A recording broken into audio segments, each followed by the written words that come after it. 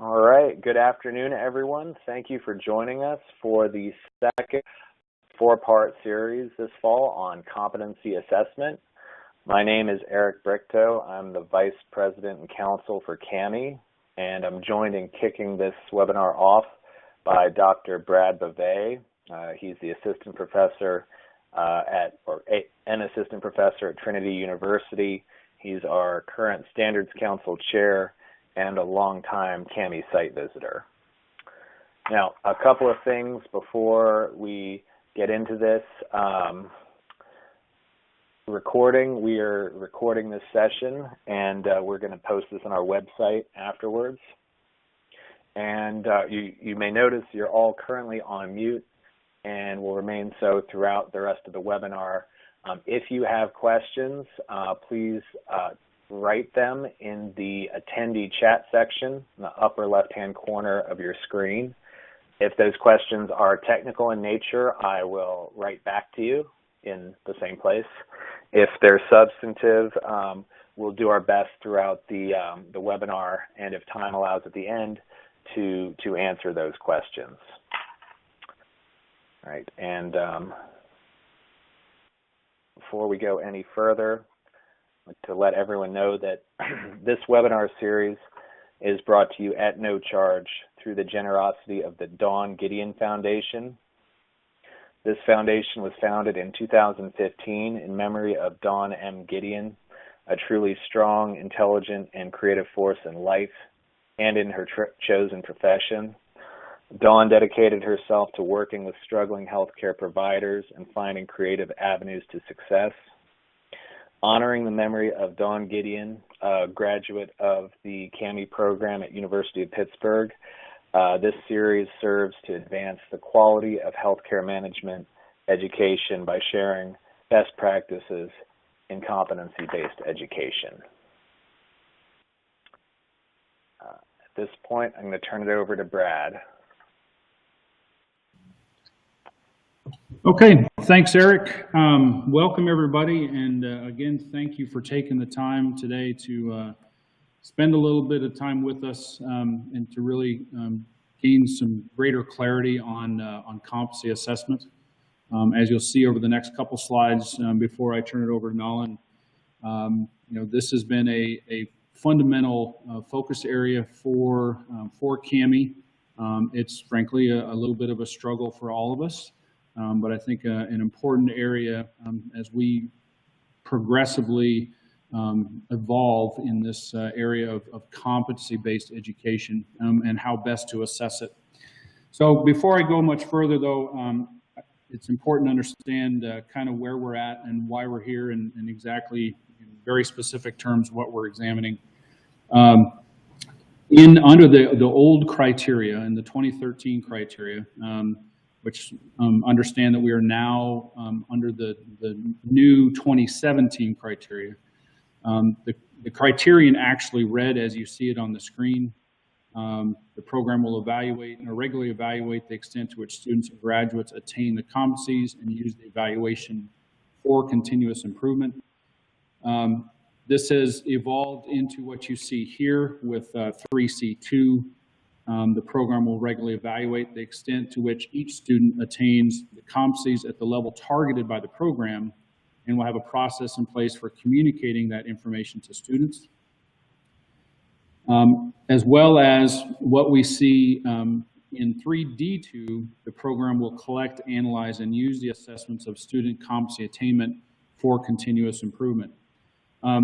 I've asked Eric, and he's been gracious enough to do it, to kind of go look back retrospectively and examine how programs over the last several years of site visits have performed on basically this associated criterion under the 2013 standards, and you can see the results there on the screen. So this is a routine issue that we're seeing with programs, and thus the genesis behind why we are having this webinar series. So at this point, I'd like to turn the floor over to Nolan Jory, the Assistant Professor and Assessment Coordinator in the MHA program at Seton University in South Orange, New Jersey. As you might know, we're having several of these webinars, and the entire idea is there is no one single right way that this is being done, but we're trying to gather programs and gather leading or best practices from programs that might then help raise the tide, and bring all of us up to a higher level of competency attainment and competency assessment among CAMI accredited programs. So with that, thank you again for being here, and I'll turn the floor over to Nolan. Thank you, Brad, and thanks to Forrest also for starting us off on this competency assessment webinar. Good afternoon to everybody. Good morning if you're on another time zone. I'm delighted to be part of this CAMI webinar and will try to take you through some of the steps that we have taken here in the MHA program at Seton Hall University. So just to start and to give everybody an idea of the program that I'm going to be presenting this on, this is the MHA program at Seton Hall University that started in 1997, both as an online and an on-campus program. So it is we enter our 20th year now. The program is structured such that it requires all students to complete the 42 credits across the 15 courses, which includes a capstone option. And just to give you a perspective on the number of students, in the last academic year, we had 148 students who were enrolled both online and on campus. And in order to provide these credits to them, we offered as many as 58 sections, both online and on campus. And again, this will be a consideration in the approach that we took towards competency assessment. So it's better to just lay it out in the beginning as we get into this webinar. During this session, I'm hoping to be able to accomplish these 5 objectives. Firstly, to share with you the approach that Seton Hall took in competency assessment through a very unique faculty development series that was offered over a 3-month time period. At the core of our competency assessment is the use of Blackboard's learning management system. And this is something which we have tried to keep it as an integrated component of our competency assessment. And during this presentation, I'll try to show you how this has become an integral part of our approach.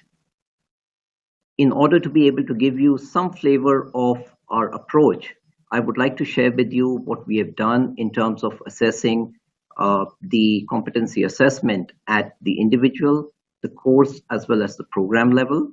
And as Brad had mentioned just a few minutes back, the revised 2017 criteria speak specifically to what is being done in order to communicate these results with the students. That's the new criteria 3C2, as well as how we use this for continuous quality improvement, the new criteria 3D2.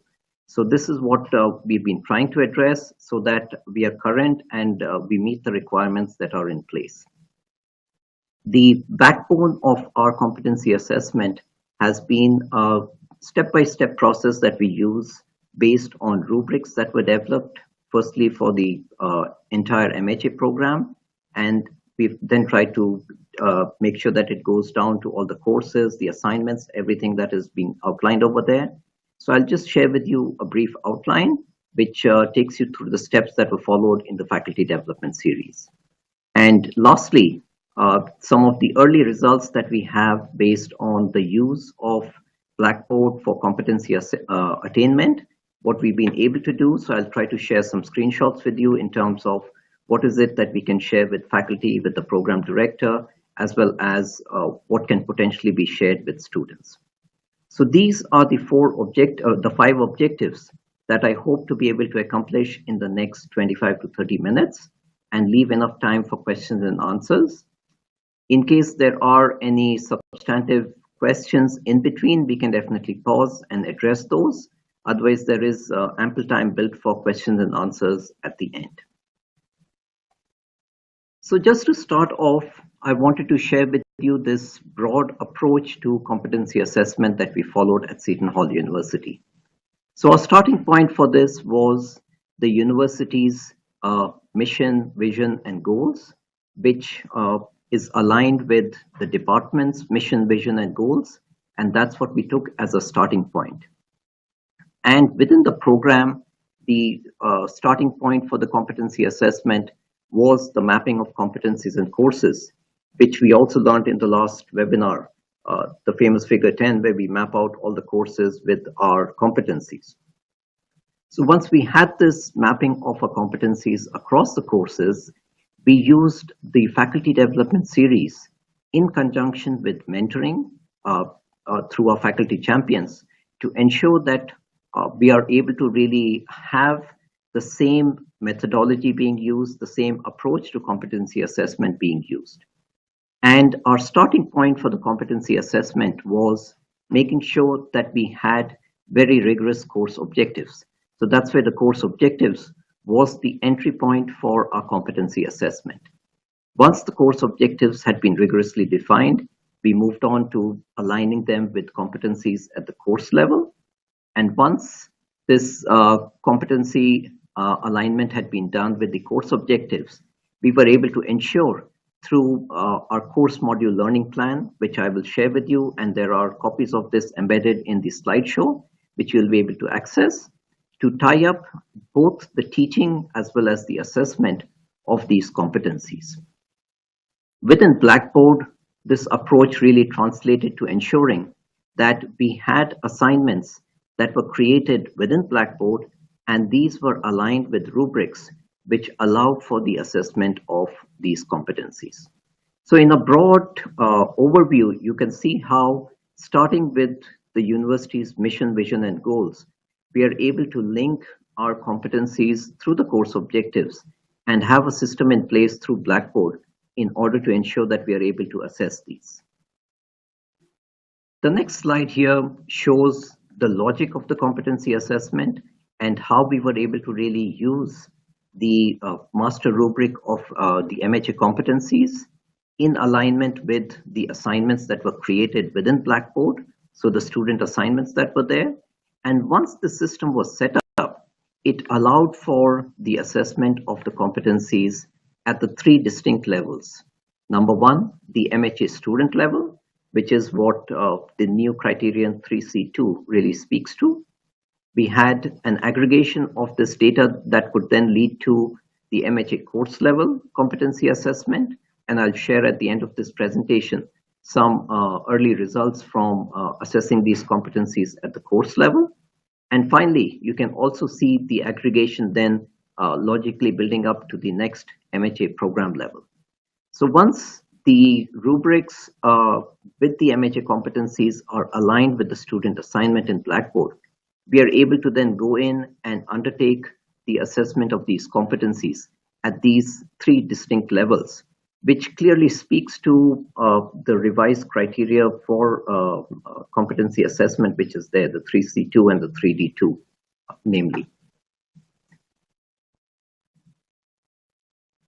Moving right along, when we were making a determination as to what approach to adopt in competency assessment, we were guided by our technology infusion plan, which tries to get at the ease with which faculty are able to use any tool that we adopt, any technology that is adopted, the ease of students in trying to use this particular tool, as well as for this specific purpose, whether it would lead to an assessment of the level of student competency attainment. Since this was really the assessment purpose that it needed to meet, we went through what Blackboard would really offer, and based on what is available through Blackboard, it was found that it was meeting these assessment purposes very easily. Next, given the size and scale of the program and the complexity that it is both online and hybrid, as well as it is offered on campus, we have a number of sections that are being offered. The scalability of this particular competency assessment was also very important. And that's why we went into great depths and details and discussions with our Teaching, Learning and Technology Center partners and champions, who made sure that we had a platform that could be integrated It was not something which was standalone that would require them to input something and then try to figure out how we can get those results and feed them back into our learning management system. There are also a number of tutorials that are available within Blackboard, which made the transition that much easier. And in conjunction with the faculty development series, this really worked out very well. And the last reason that we wanted to make sure that it really met was the program assessment and the report component, which is again built in very easily in the version of Blackboard that we are using. And that's what I'll share some results from this early assessments that have been done. So since this entire competency assessment was based on the faculty development series that was offered, I would like to share with you some brief details of how we conducted this faculty development series, including some ideas of how you can see the competency assessment really building up within this faculty development series. So this slide shares with you how over a 3-month period, this was in 2017, starting on the 23rd of January, we offered a first module, and we were able to then offer this through these very distinct parts, 6 modules over a 3-month period, which was offered using Blackboard Collaborate, the software, and the last session was also offered as a face-to-face option. Within this faculty development series, we structured it such that it went through the logic of competency assessment that I just shared with you. So the first module went into the objectives and the MHA competencies, how we can really try to speak more rigorously to them and make sure that we have the alignments. The second module had the MHA master rubric and how that could be adapted within Blackboard. The next logical session was module 3, which showed how these rubrics could be used within Blackboard. The fourth module went into the dashboards that are currently available for faculty and what we have planned for the use of students. And the last one was where we were tying everything together in terms of the assessments and MHA competencies, trying to see how all of this fits together and the kind of reports that could be brought together from this. So since this was offered through Blackboard Collaborate, we had between 6 to 8 faculty participating in any of these sessions, and the faculty who were missing particular sessions were able to take advantage of the recording in Blackboard Collaborate, which we were able to share with them. Now, since this is a system that is built entirely on Blackboard, I wanted to take a minute to just pose a quick poll in terms of how many people are currently using Blackboard Learning Management System.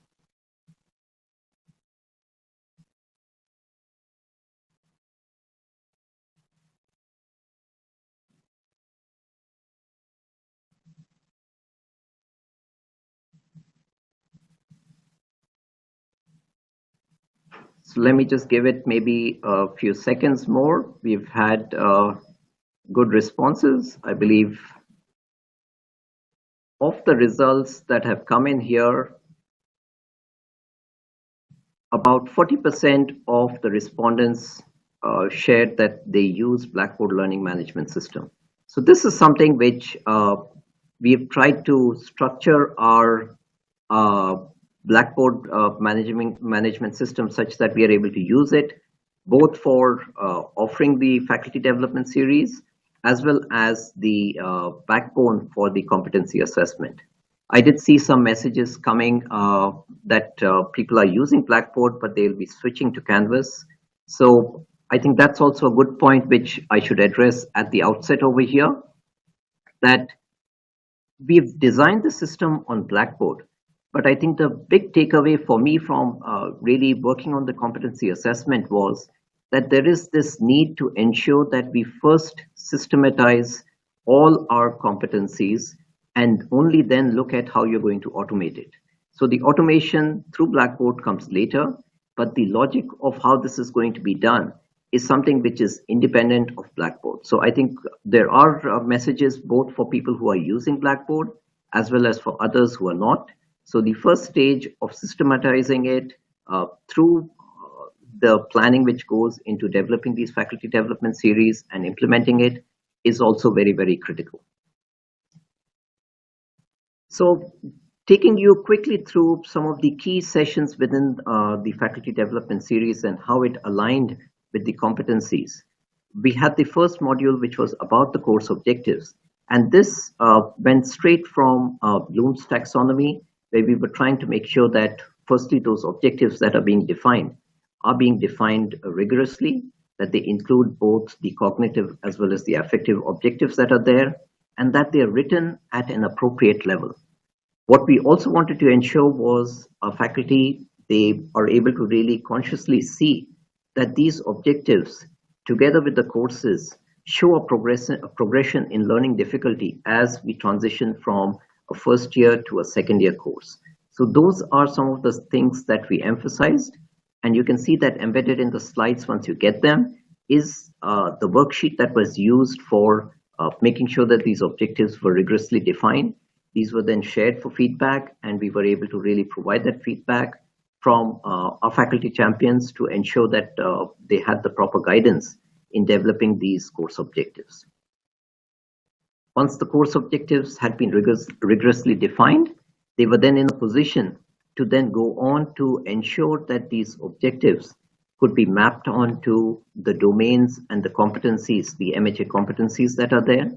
And these course objectives, once they are aligned to the competencies, the next tricky step which we wanted to ensure that the faculty are able to really transition was to ensure that they were able to assign an appropriate level for these competencies.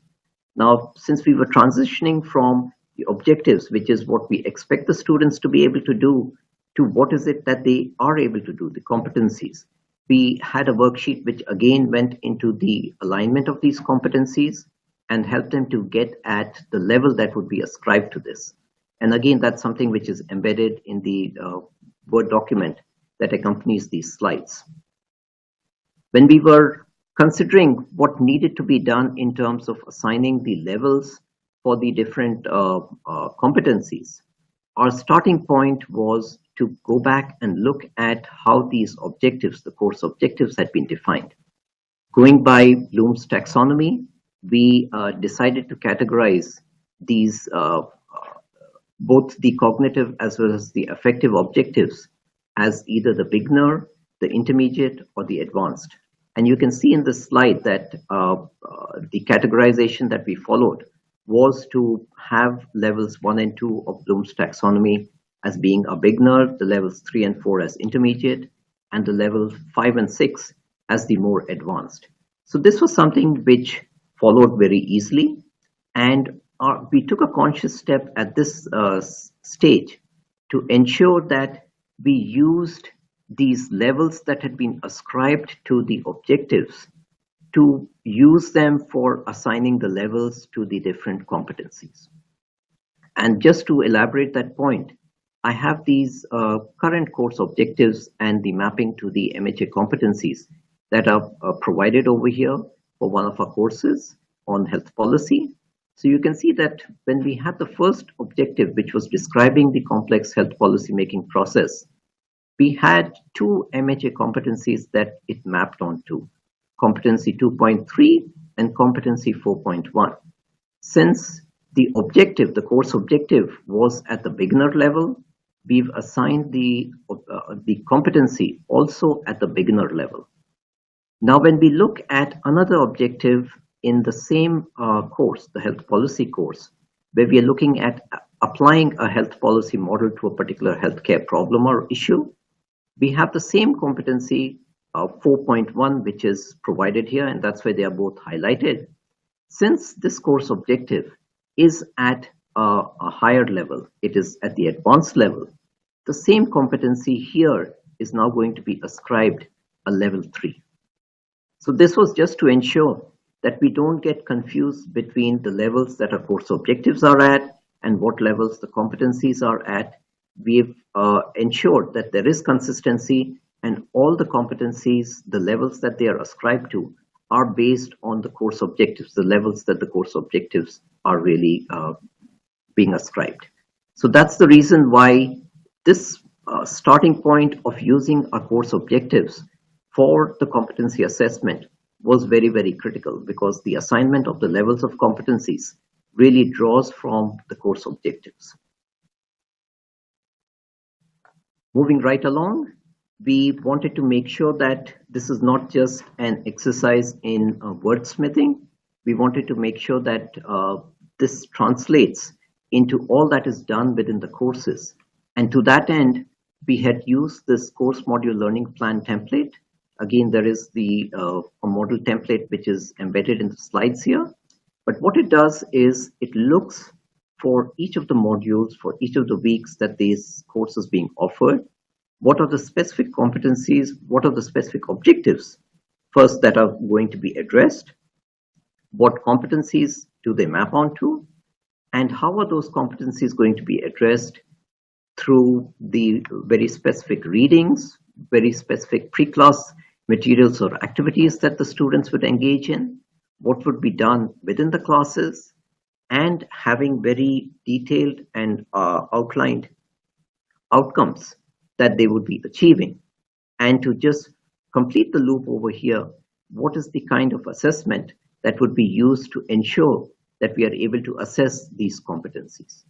So the course module learning plan, again, was a very rigorous way to map our course objectives onto the competencies, as well as making sure that for each of the weeks and each of the modules, we had a very rigorous linkage with the outcomes, the readings, the course objectives and competencies, as well as the assessments. So again, this was a very critical piece of the entire competency assessment, as well as the faculty development series. And you can see that there is a blank template which is embedded with the slides, which you're more than welcome to use. The next slide gives you an example of a completed course module learning plan. So you can see that for each of the weeks we've identified, and this is for a current course. So for week 1, what are the learning objectives? There were 2 learning objectives that were identified. They mapped onto these 4 specific core competencies, MHA competencies. And they were going to be competencies which we could try to relate to based on the readings and the pre-class materials that were identified here, as well as what we did within the class, the specific outcomes that we were looking at. So in this case, looking at the application of the time value analysis and the role of risk and return. And this was going to be graded by the first individual assignment based on this time value analysis. So this is how the competency assessment, its specific levels, would then come out through the use of this course module learning plan. The course module learning plan is something which is embedded in all the syllabi that are used within the MHA program. And this is something which ensures the rigor of the linkage between the course objectives and the competencies that are there, as well as the specific unit outcomes and the assessments that are going to be conducted. So since I've presented quite a bit of information, if there are any specific questions at this point, maybe we can pause and address some of them before we get further into this presentation.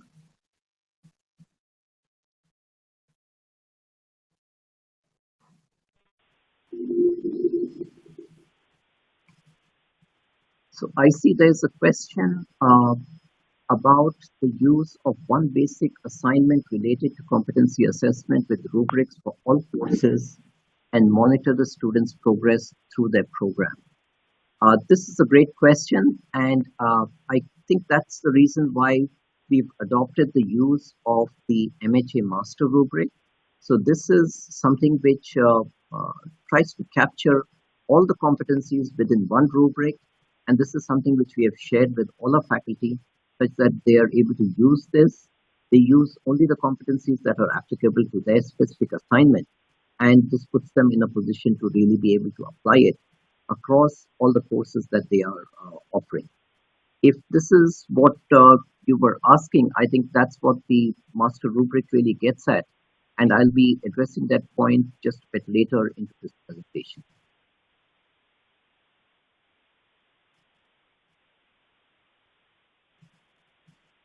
Okay, so If there are no other questions, I'll proceed ahead and maybe we can catch up in the question and answer sessions later. Okay, as I was speaking, there's another question that has come up about how are you collecting data from the faculty? Is each faculty reporting on each student or via Blackboard? So this is something which is based on the data that is collected within Blackboard.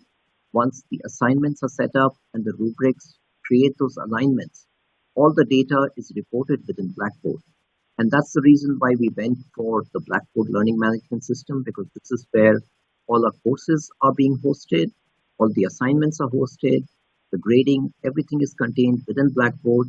And if a competency assessment system is also embedded within Blackboard, it's a part of Blackboard, it makes it that much easier and that much more reliable that people will be able to use this, and all the information is going to be in one place. So the faculty don't have to report something in addition. This is something which is done within Blackboard, and all this is integrated. There is another question that has come up. Do your faculty update this annually, or does someone support them in keeping this up to date? The way the Blackboard competency assessment is done, and I'll get into some of those details a little bit later in the presentation, but let me just address this at this point, that once an assignment is created within Blackboard and it has a rubric that is aligned with it, you create that alignment. At the point of grading that assignment, you are using that rubric and you're identifying the levels of competency assessment that the student would be getting, and those levels are pulled within Blackboard when the reports are run to ensure that we get those competency levels. So this is something which doesn't have to be done just annually. Anytime you run a report in Blackboard, you will be able to get the results that have been fed into the system. So I'll try to address that issue a bit more when we come into the competency assessment within Blackboard and the kind of reports that are being run. So let me get back to the presentation now. So moving beyond the course module learning plan, we have the linkage of the competencies to the rubrics. So that's the part that I would like to transition onto very quickly now. So the rubrics that have been developed for this assessment, they help us, as a reminder again, to get at the competency assessment by level for the individuals, so the students, at the course level by an aggregation of the information that is collected from all the assignments, and once we aggregate all the courses at the program level. Now we do have certain courses which are based on modules such as professionalism as well as servant leadership, and we have very specific rubrics that have been created just to assess the competencies within the professionalism module and servant leadership module that is there. So this is an example of what the master rubric for the MHA competencies looks like. As this is a very big rubric, I didn't try to display all the information here. It is embedded within the slide, so you can have a look at it. But what it does is it has in the first column all the 23 competencies across the 6 domains that the MHA program in Seton Hall uses. For each of these competencies, in the rows, we have the levels of competency assessment. So this is at the beginner, the intermediate, as well as advanced level. And we've used a scoring system such that we are able to assign a grade of C for somebody who's at the beginner level, a grade of a B for at the intermediate level, and a grade of an A for the advanced level. Now, this is something which the grading is important because with the use of the weights that the faculty use and design based on whatever is the foci of their particular assignments, they are able to provide the granularity for the computation of the grade as well as the competency level assessment that is being undertaken. So with the competencies being arrayed in the columns, the criteria for their the different levels that are there in each of the columns that follows after it, we also include the weightage And all of these are captured within Blackboard, like the assignment of weights also is something which is supported by Blackboard. And that's been a big help in terms of really taking this program forward and ensuring that a competency assessment could be housed completely within Blackboard. So in order to ensure that we had the rubrics that were being used very well in Blackboard, we used this approach within our faculty development series when we were addressing the issue of the use of rubrics within Blackboard. How do faculty really go about using these rubrics for the assignments? So we provided them two options. One was that they could create a rubric from scratch within Blackboard, and they could also use the master rubric and use that as the basis for developing their own rubrics. We do have some faculty champions who were far ahead of the curve, and they decided to use and create their own rubrics. As long as it was being used with the same MHA competencies, it was easy to really have the alignments created there. If there were faculty who were uncomfortable in really starting off on the use of these rubrics, they had the option of using the master rubric, which was already created, and just choosing the very specific competencies that apply to the assignment that they were going to be using. So they had to just learn how the use of the master rubric could be adapted for use within assignments in Blackboard. And I'll try to show you some idea of how this would really look like within Blackboard and how the faculty went ahead and used this. So this is an example of a competency-based rubric for a policy analysis course, where we brought the competencies which are aligned in the first column. So this is where, based on the very specific assignment outcomes, our directions needed to be very rigorous in terms of really alerting students that this is what is going to be looked for, what are the kind of requirements that are there. Those are mapped onto the competencies, and that's why we have these very specific competencies here. We had the different criteria for the beginner, the intermediate, and the advanced level, following in the next three columns that were there. And when we had the weightage of the particular assignment, clearly they need to add up to 100. So if there were three competencies that were being used here, we had a split of 40% for the first competency, 20 for the next, and 40% for the next one. This was based on what the faculty felt was appropriate for the very specific assignment, and this is what would then be used, and the students would know ahead of time before the assignment that this is how they're going to be graded, this is the weightage, these are the competencies, and these are the criteria for the achievement of these competencies. So within Blackboard, since the master rubric was created within Blackboard, I could share this with them as a zip file.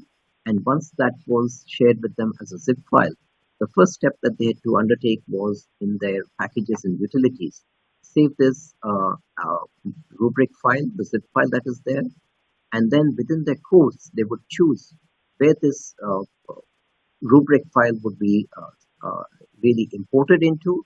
And once they were able to ensure that they had identified the appropriate course and ensured that the rubric was imported, they were in a position to then go ahead and use this rubric, go ahead and adapt.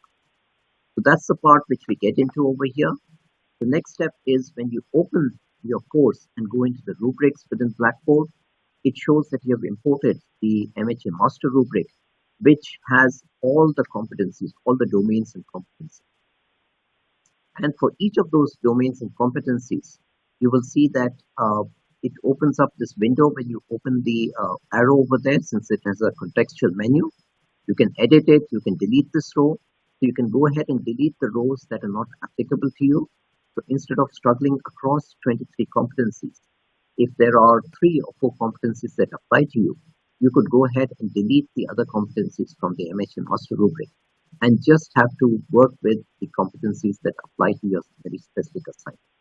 So this was again a great help for faculty who did not want to go ahead and try to create a rubric from scratch, while it still led the option for others to start this from scratch.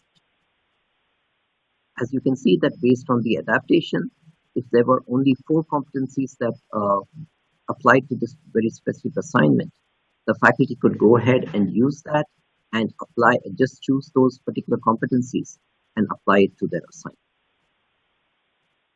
Moving right along, you can see that within Blackboard, once an assignment has been created, it has this menu option which is there, which shows that you can identify the specific rubric that you'll be using for the assignment. It shows over here that there was a rubric for the lead discussant that was being used, and you can choose the option whether you want this rubric to be available to students once the grading is done. So all those options are clearly there within Blackboard. Once an assignment has been submitted within Blackboard, it allows this option to show you the rubric, and I have got a screenshot of that, which shows that you can provide them feedback so they can see what is the feedback for specific competencies and what they got on each of the specific competencies. So that grading as well as the feedback is something which can be shown to the students so that they get a better sense of why the grade is what it is. So this is something which works very well. It provides good feedback to the students, and it also gives us a very rigorous way of assessing the competency assessment. Just a work through of what the scoring would look like on the competency assessment. So in this sheet, I have for this particular student that for the first competency, they scored an intermediate, on the second competency advanced, and on the third competency at the beginner level. Based on the weightage that is there, the 40%, the 20%, and the 40%, it translates into, when we do the math, by hand you could do it and it works out to be an 80%. Now this is something which the faculty don't need to do. It's done within Blackboard and the grade is computed. There is also the very helpful option that you can overwrite this grade if for some reason you feel that this rubric did not capture all the nuances of the assignment. You are in a position to override that grade also. So that option, that flexibility is also there. Moving right along from the use of the rubrics and how they are generated within Blackboard, we move on to the kind of reports that are generated within Blackboard.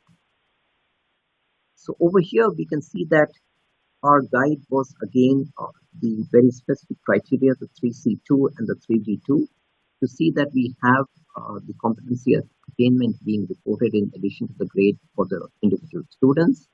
We have a report of the competency attainment course level, as well as having reports at the program level such that we can use it for quality improvement. So that was a guiding principle, which we try to do through what is shown here in this first graphic, which gives you an idea of what student level output would look like. And I say it would look like because in our work in Blackboard, what we have generated is very generic output right now, because we have been given two options within Blackboard. They've recently acquired EAC visual data, which can do the same performance dashboard for students. And that's something which we are actively negotiating with Blackboard to use, such that we have these performance dashboards for the students. Currently, what we have been using is based on Blackboard outcomes and the analytics for learn, because that's the package that is embedded within the version of Blackboard that we are using at Seton. So we have these two options. What we have used, option one right now, has been a bit cumbersome, and that's why Blackboard has come back to us and said that there is this option. They've recently purchased EAC visual data, which does the same thing, pulling these performance dashboards for the students. So that's something which we'll be looking at trying to take further in the next few weeks. This is what, based on the pilot that we had run on competency assessment at within Blackboard, from the two courses, we were able to see that it gave us this generation of the course level output, that for the courses, what was the kind of achievement that was there. So it showed what is the average, what is the kind of standard deviation that is there, what is the range for each of the competencies. So the competencies are aligned in the first column, and we have these numbers which display the measures that are currently there. So this would be at the course level. At the program level, you get a similar kind of evidence roll-up which is there, which shows that you could potentially have achieved a score of 10 on each of these competencies. But based on the assessment that was done for these specific MHA competencies, this is what was achieved. So we have in this display here that for competency 2.2, the achievement was at almost 90%, while it was possible to get up to a 10 or 100% that is there. All of this gives us a good sense of what the information collection is going to look like, what some of these reports are going to look like. As I mentioned, we are still working on the options that are available to us for the student performance dashboard, but the other dashboards for the course as well as the program level is something which has been tried out, and it has been generating this evidence that is there.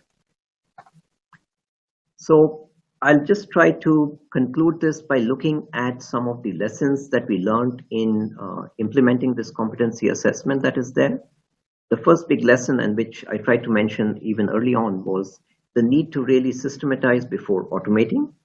Blackboard is just a vehicle for undertaking this competency assessment. But the initial part of ensuring the linkages of your competencies across the courses at the course level is very, very important.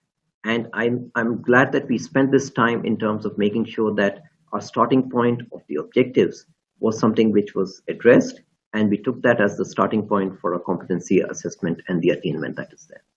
We've got this alignment that is there, that between the university, the program, as well as the curriculum, making sure that we were able to map these competencies across all our programs.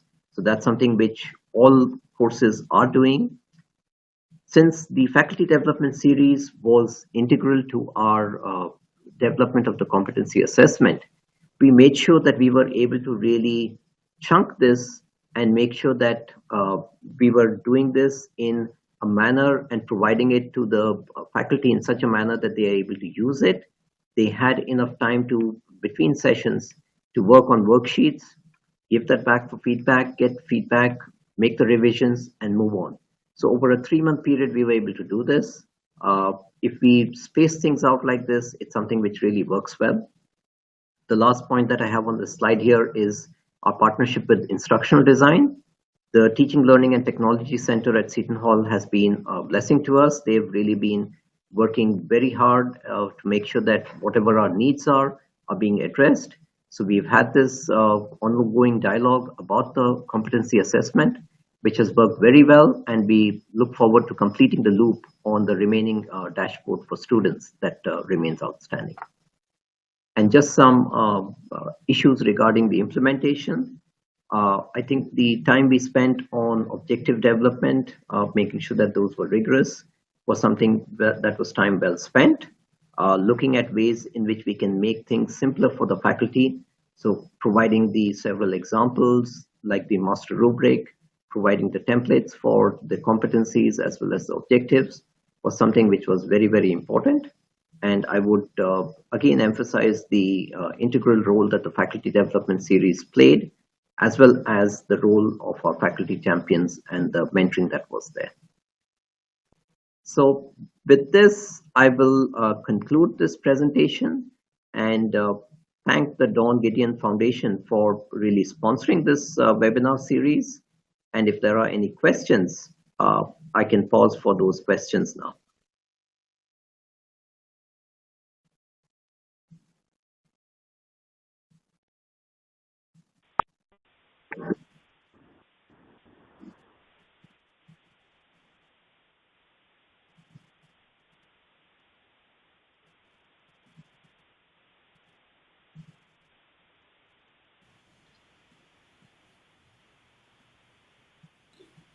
Nolan, I just want to, this is Brad, I just want to express my thanks again for you taking the time to do this for us. It looks like Seton Hall has really put together a very nice, comprehensive program.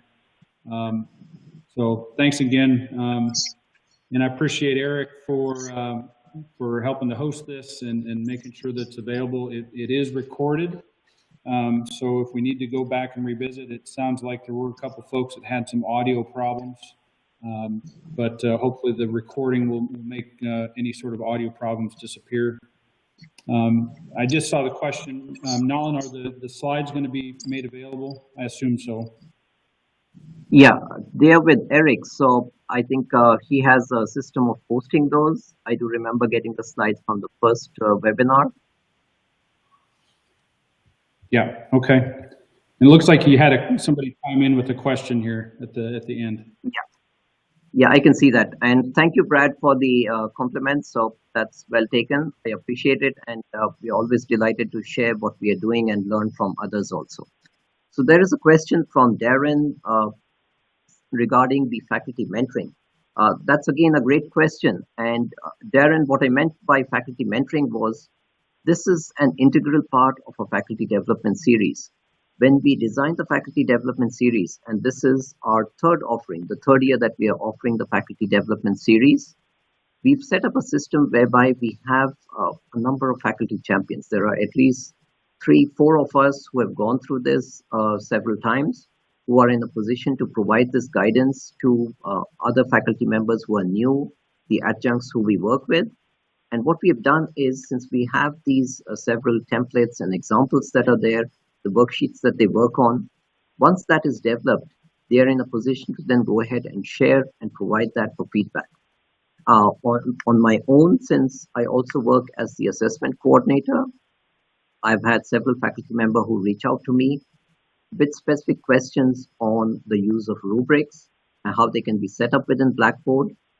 Since I've worked closely with our Teaching, Learning and Technology Center in developing this, I think I've become a bit more familiar with the ins and outs within Blackboard and how the rubrics can be well integrated there. I've been able to help them on that point. So that's what I was speaking to when I mentioned the use of mentoring within the faculty development series that is there. So this is something which is very, very rigorous. We've got this done through Blackboard Collaborate, and much like this webinar here, the recordings are available for faculty member who unfortunately have to miss it for whatever reason, and we can then work with them to get them caught up on this. I see another question from Catherine regarding the slides for the presentation. I believe these are with Eric, and maybe Eric can speak much to that. I know he has a system and a timeline for getting the slides out. I do remember receiving it within days of the previous webinar, so I assume that's the way it's going to be going to happen. Right. I see I'll send the slides out in the next couple of days. Yeah. Hopefully today. Thank you. Yeah, thank you, Eric. And there is a question from Morton about how long did this process take? I think realistically, if you ask me, I would think before the faculty development series, we spent a good 6 to 8 months to ensure that we had ironed out the issues that were there in terms of mapping our competencies across the courses, making sure that they covered in some fashion all the competencies, the 23 competencies that the MHA program has. Once that mapping was agreed on and that it was there, we designed the faculty development series. We, during the 6 to 8 month period, we also went through a pilot process, worked with 2 specific courses to make sure that we were able to implement these rubrics, make sure that we were able to get the reports that I shared with you. And once all that was ironed out, we then moved into the faculty development series, which was offered over a 3-month period. And in the past AYUPA, I presented on this. There was a poster which tried to speak to how this faculty development series on competency assessment was really done. So I would say we budgeted almost a year or so to get this done and put in place.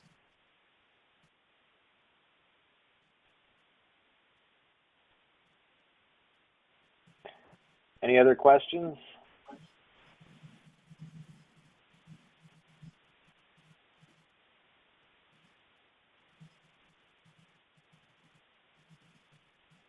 All right. Well, Nolan, thank you again for this excellent presentation, and thank you to the Dawn Gideon Foundation.